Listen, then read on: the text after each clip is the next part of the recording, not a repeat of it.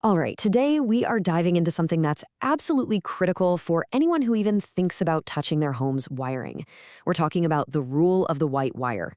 We're going to cover its main job, the few times it can break that rule, and why getting this wrong is so incredibly dangerous. And this is all coming straight from the official electrical code. Let's get into it. You've seen them, right? You open up an outlet or a light switch and you see a rainbow of wires: black, white, green, maybe some red. But have you ever really stopped and thought about what those colors actually mean? Because trust me, it's not for decoration. It's a system, a code, and it's all about keeping you safe. The best way to think about it is like a language. It's the language of electrical safety, where every single color is a word with a very specific job. And in that language, the white wire, well, that's the word that gets misunderstood more than any other. And that misunderstanding can get you into some real trouble. Okay, so let's start with the absolute foundation, the one rule that you need to have locked in your brain because it applies pretty much all the time. This is the white wire's main gig, its primary, non-negotiable job. Its fancy official name is the grounded conductor.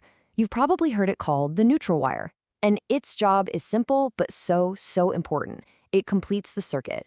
If you imagine the hot wire as the road that brings power to your lamp, the white wire, the grounded conductor, is the safe road for that electricity to travel back home.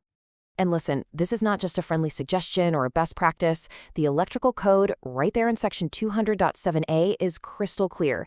It says a wire that's white or gray shall, and that's a powerful word in the code, be used only for this purpose. This is the golden rule. It's the starting point for everything else we're about to talk about. But you know how it is. Where there's a big rule, there are usually a couple of exceptions. And the first one we need to talk about has to do with low voltage circuits.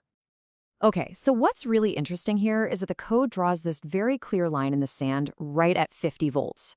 So for anything under 50 volts, we're talking stuff like your doorbell, maybe some landscape lighting, the rules are a bit different. A white wire doesn't have to be the grounded conductor.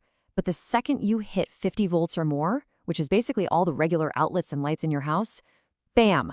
The golden rule we just talked about is back in full effect. No exceptions. All right, on to our second exception. Now, this one is way more common, and it's the one you are far more likely to find hiding inside your walls. This is something every DIYer absolutely has to understand. It's all about re-identifying a wire. So this brings us to the big question, right? If the white wire's whole purpose is to be that safe, neutral return path, when on earth can it legally act as a hot wire, the one that's actually carrying the power to a device? Well, the code lays out some very specific conditions. First, this only applies to your standard household circuits, 50 volts or more. And second, and this is the key, the white wire has to be part of a cable that came from the factory, like that Romex wiring you see everywhere. You can't just pull a single white wire through a pipe and decide to call it hot. Nope. It has to be bundled with other wires from the get-go. So how do you do it the right way? Again, the code is super specific. You have to permanently change its identity so the next person knows what's going on. This means you have to mark it. Most people use a wrap of electrical tape, but paint works too. And you have to put that mark at the very end of the wire and anywhere else it's visible. Oh, and the color you use can be just about anything except white, gray, or green, because those colors already have jobs. That's why you'll almost always see it marked with black tape. The perfect real-world example of this is something called a switch loop. It's a super common way to wire things.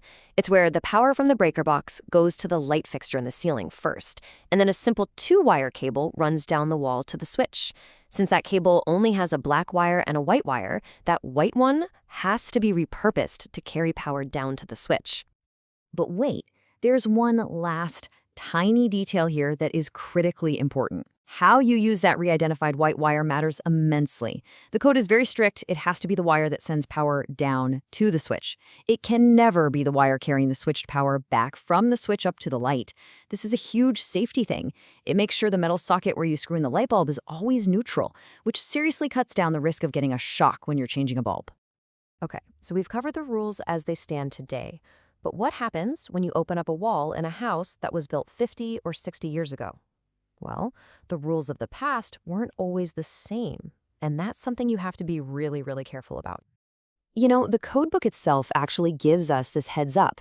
It's what's called an informational note, and it points out that gray wires, which today are treated just like white wires, might have been used as hot wires in older homes. The lesson here is simple, but it could save your life. Never, ever assume a wire's job just based on its color, especially in an older building. So let's just boil this all down, shall we? First, the golden rule. White or gray means it's the grounded conductor, the return path. There are two big exceptions, one for low voltage stuff and the other when it's correctly re-identified inside a cable. But honestly, the most important takeaway from all of this is safety first. The colors are your guide, but a voltage tester is your proof.